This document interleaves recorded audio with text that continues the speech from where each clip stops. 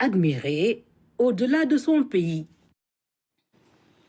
L'agenda du Premier ministre à Beijing a été aussi marqué par des audiences avec les présidents de plusieurs agences de coopération et banques internationales chinoises. Le Sénégal et la Chine vont vers une nouvelle forme de coopération financière.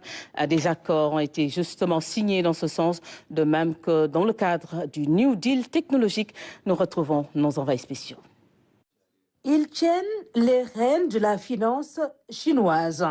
Les présidents de la SIDCA, Agence chinoise de coopération internationale, d'Exim Bank, de la Banque industrielle et commerciale de Chine, de même que le président de la Banque de développement, plusieurs aspects de la coopération abordés avec eux, dont de toutes nouvelles perspectives.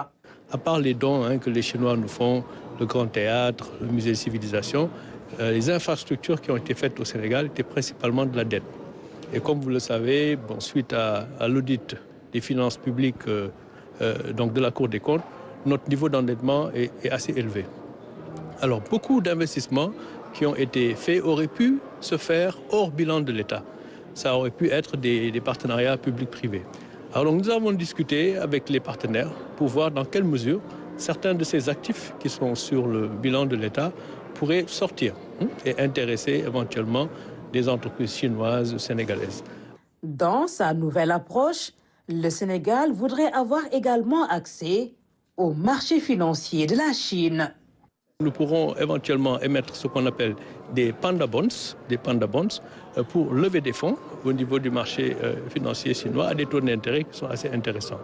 La dette du Sénégal est soutenable.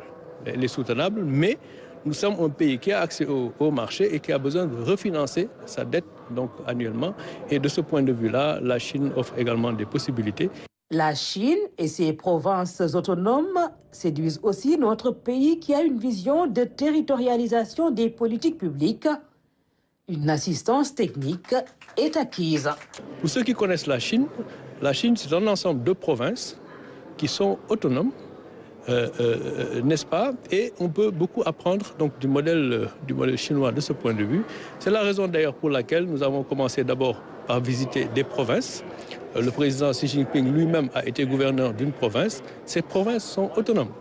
Elles sont également en concurrence les unes avec les autres. Donc nous pouvons beaucoup apprendre du modèle chinois dans, disons, un co-développement.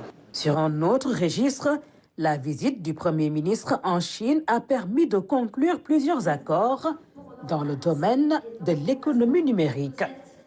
D'abord avec le gouvernement chinois, dans le cadre du développement de l'économie numérique, également avec Alibaba Cloud pour l'implantation d'une, ce qu'on appelle un cloud région, qui va permettre demain de doter d'une infrastructure numérique telle que le cloud computing, à l'écosystème numérique sénégalais, mais également toute la région.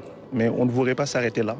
On aurait aimé également signer un protocole d'accord, ce qui va être fait dans les jours qui viennent avec Alibaba, pour permettre à cette entreprise aujourd'hui, qui est un des leaders mondiaux dans le cloud, de s'implanter définitivement au Sénégal. Les accords, c'est aussi avec Huawei, partenaire du Sénégal, dans le cadre du New Deal technologique. Il a été prévu de mettre en place une usine d'assemblage d'ordinateurs, de téléphones portables et de tablettes, et qui va permettre demain à ce que les jeunes Sénégalais, déjà dans un premier temps, de pouvoir nous permettre d'assembler des ordinateurs et de bénéficier aussi de ce transfert de compétences qui va permettre dans quelques années de pouvoir faire les ordinateurs, faire les composantes qu'on peut trouver dans un ordinateur et dans les circuits électriques de manière générale. En tout cas, c'est un cadre de discussion que nous avons établi avec le gouvernement chinois et le privé chinois. Le Premier ministre avait inscrit cette visite en Chine sous le sceau du partenariat pragmatique. Les accords conclus dans le domaine des finances, du numérique et du commerce pourront en témoigner. Retour chez nous pour nous arrêter sur le rapport trimestriel